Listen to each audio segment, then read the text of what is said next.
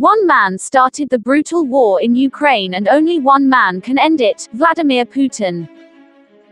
The Russian president's escalation of his vicious onslaught over the weekend, taking the conflict close to NATO territory in Poland and pouring missiles and artillery into civilian areas blighted by a worsening humanitarian crisis, suggest he's nowhere near ready for a ceasefire. In fact, the war is only becoming more dangerous and closer to spilling out of control after Moscow told the US it would target Western arms shipments to the Ukrainian armed forces that have helped slow the Russian advance.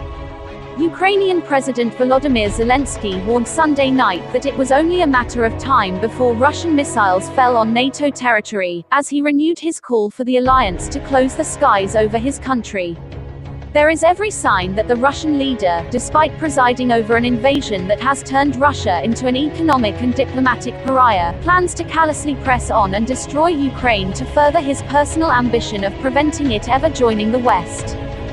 The International Committee of the Red Cross, ICRC, is calling for an urgent solution to prevent a worst-case scenario for civilians trapped in the southern city of Mariupol, according to a statement released Sunday. A worst-case scenario awaits the hundreds of thousands of civilians trapped by heavy combat in Mariupol unless the parties reach a concrete humanitarian agreement urgently, the statement says. The ICRC called on all parties fighting in Mariupol to agree on a ceasefire that ensures a safe passage for civilians.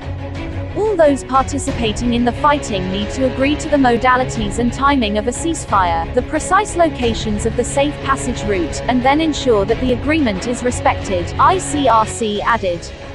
Hundreds of thousands of Mariupol residents are facing extreme or total shortages of basic necessities like food, water, and medicine, and many are sheltering in unheated basements, ICRC said. Bodies are also trapped under the rubble or lying where they fell in the city. Earlier Sunday, Mariupol city administration said in a Telegram post a large convoy of humanitarian aid destined for the besieged city had not arrived, and was still stuck in Berdyansk, some 50 miles to the west, leaving 400,000 people waiting for help.